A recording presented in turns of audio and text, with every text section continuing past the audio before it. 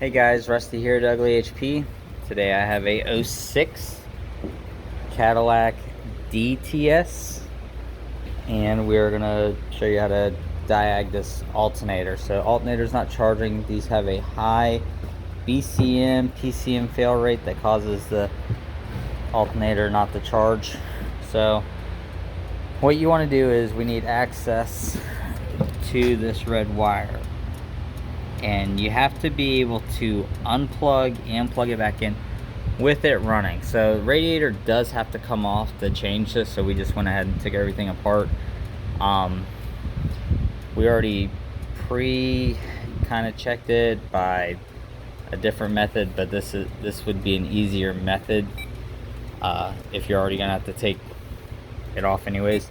So you're gonna need to run a hose for your transmission line, and your mass airflow is still gonna have to be hooked up to run this. So the reason why we need to test it with it on and off is we want 5 volts. We want 5 volts with it plugged in, and we want 5 volts with it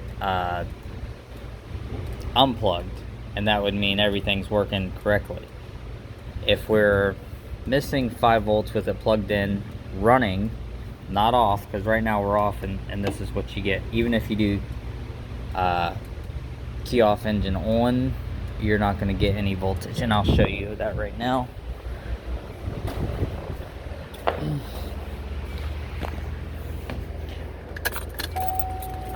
Just for the naysayers.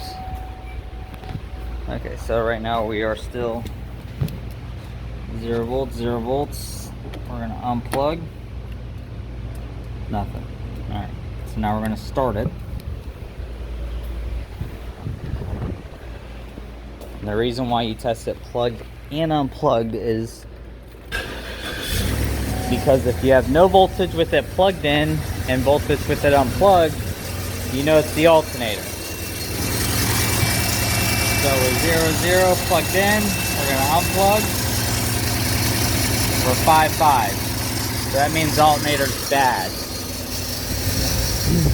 If we were to have no voltage, then we are going to be looking for a PCM issue. So this is straight up alternator. Basically what's happening is when it's plugged in, is it's shorting out the driver and the PCM, not allowing it to send the 5 volts to kick on the generator. So that is how you check that. Like I said, yes, the radiator does have to come out. It is not that hard. It's only a couple pieces to pull the bumper, the metal bumper. I took the radiator and condenser out at the same time. It all just pops out. I think it's like 40 minutes to take all this apart. Top bar crossed here, all done. But hey, get your stuff diagnosed right. Check us out on Facebook, hit the like button, subscribe, and as always, keep wrenching.